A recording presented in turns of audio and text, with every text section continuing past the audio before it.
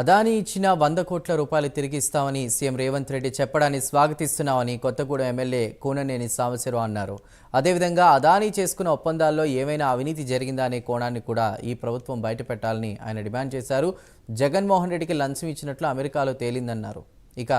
ఇక్కడ ఎవరికైనా ఇచ్చారా అనే అంశాన్ని పరిశీలించాలని ఆయన సూచించారు. రాష్ట్రంలో కాంగ్రెస్ ప్రభుత్వం చాలా తప్పులు చేస్తుందని అన్నారు.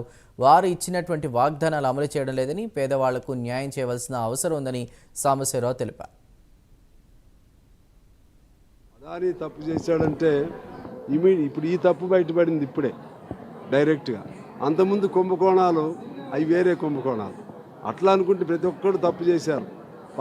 ఏ పారిశ్రామికవేత్త అయినా సరే అన్నీ ఏదో కుంభకోణంలో మునిగి ఉన్నారు. ఆ క్రమంలో సిఎస్ఆర్ పాలసీ తీసుకున్నవాడు తప్పు చేశాడు కాబట్టి, తప్పు చేసామని ఫీలింగ్ ఉంది కాబట్టి నేను తప్పు జరగకుండా ఉండటం కోసం వెనక్కి ఇచ్చాడు. ఇచ్చిన సంతోషమే కదా. ఇప్పుడు మేమేమంటున్నామంటే ఆయన ఎట్లా ఇచ్చాడో అదే ఇన్స్పిరేషన్తో, అదే స్ఫూర్తితో అసలు మొత్తం అదాని ఎవరెవరికి లంచాలు ఇచ్చారో అన్ని బయటికి తీయమని ఇక్కడ జరిగిన ఒప్పందాలు చూపెట్టాడు కదా రేవంత్ రెడ్డి గారు. ఆ ఒప్పందాల వెనక ఏమైనా మతలబు ఉందా, ఆ ఒప్పందాల వెనక చేతులు ఏమైనా మారినాయి, అది కూడా బయటకు తీయాలి. ఇక్కడ ఇది చేయాలి. చంద్రబాబుకి బీజేపీకి లింక్ అట్లా దాని ఫెవికాల్ బంధం ఏర్పాటు అయినట్లుంది. పవన్ కళ్యాణ్ గారు కూడా నోరెప్పట్లేదు. వాడు కూడా నోరిప్పాలి.